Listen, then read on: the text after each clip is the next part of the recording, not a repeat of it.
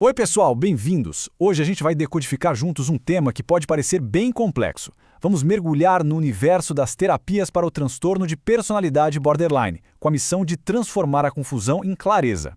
Para nos guiar nessa jornada, nossa bússola vai ser o capítulo 8 do livro que é uma referência no assunto. Eu Te Odeio, Não Me Deixe, de Gerald Kreisman e Hal Strauss. Vamos navegar juntos por esse mapa das psicoterapias. Para quem é da família, para quem está estudando o assunto ou simplesmente tentando entender, o cenário dos tratamentos pode ser bem confuso. Até assustador. Afinal, por onde começar? É isso que a gente vai descobrir. Para organizar nosso caminho, a gente vai seguir este roteiro aqui. Primeiro, vamos entender o desafio principal do tratamento. Depois, a gente explora as duas grandes abordagens, vê como cada uma olha para o comportamento atual e para as raízes do problema. E por fim, a parte mais importante, como encontrar a terapia certa. Ok, vamos começar pelo começo. O primeiro passo, e talvez o mais importante, é entender a complexidade da coisa. Não existe uma fórmula mágica, sabe? Uma solução única que sirva para todo mundo. E aqui o livro é bem claro, bem direto ao ponto.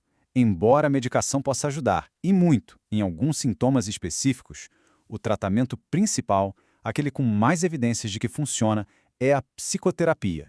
Para simplificar um pouco esse cenário cheio de siglas e nomes diferentes, o livro faz uma coisa muito inteligente. Ele agrupa as dezenas de terapias em basicamente duas grandes escolas de pensamento. Vamos dar uma olhada nelas.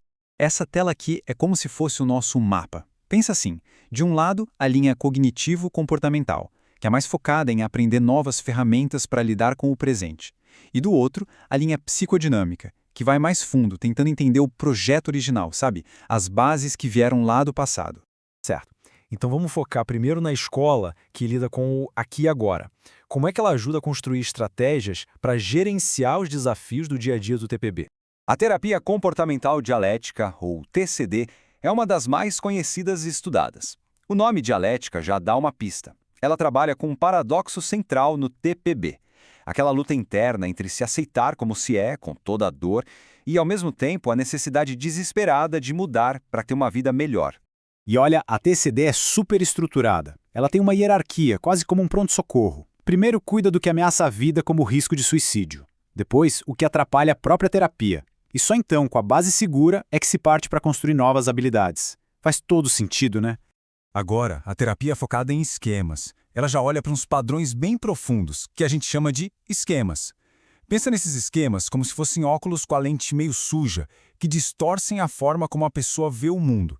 E esses óculos geralmente foram criados lá na infância. Este gráfico ilustra bem os diferentes estados emocionais, os modos que a TFE ajuda a identificar. Tem o modo criança abandonada, o protetor distante. O grande objetivo aqui é entender qual modo está no comando em cada momento e, aos poucos, fortalecer a voz do adulto saudável. Ok, agora vamos mudar um pouco o foco. Vamos mergulhar mais fundo. A abordagem psicodinâmica, ela não está tão preocupada com o como, mas sim com o porquê. Ela quer ir lá nas raízes, muitas vezes inconscientes, desses padrões do TPB. A psicoterapia focada na transferência é fascinante. Ela transforma a própria sala de terapia num laboratório. Sabe aquelas dificuldades de relacionamento que a pessoa tem lá fora? Elas vão aparecer, de um jeito ou de outro, na relação com o terapeuta.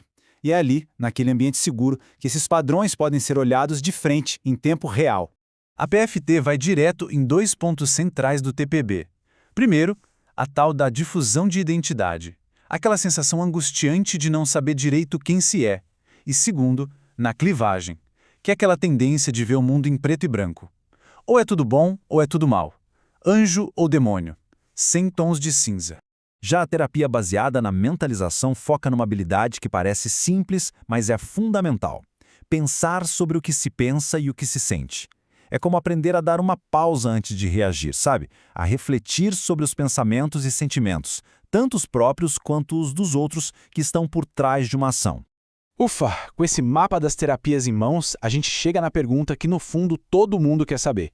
Depois dessa verdadeira sopa de letrinhas de terapias, TCD, TF, PFT, TBM, o livro nos coloca diante da pergunta de $1 milhão. Ok, mas e aí? Qual delas é a melhor? E aqui vem a parte mais interessante. Os estudos que comparam essas terapias mostram que, embora cada uma tenha seus pontos fortes, como a gente pode ver nesta tabela, a verdade é que todas elas podem levar a uma melhora significativa. Isso nos leva a uma conclusão importantíssima. Não existe uma única terapia campeã. Então, a verdadeira chave, o ponto central, não está tanto na técnica. Está na conexão. O mais importante de tudo é o encaixe, a confiança, o vínculo que se forma entre a pessoa e o terapeuta. Esse é o ingrediente secreto.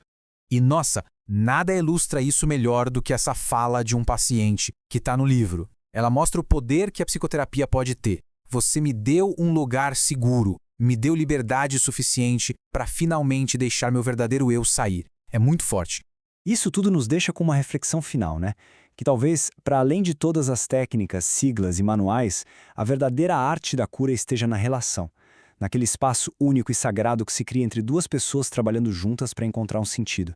E talvez, só talvez, esse seja o ingrediente mais essencial de todos.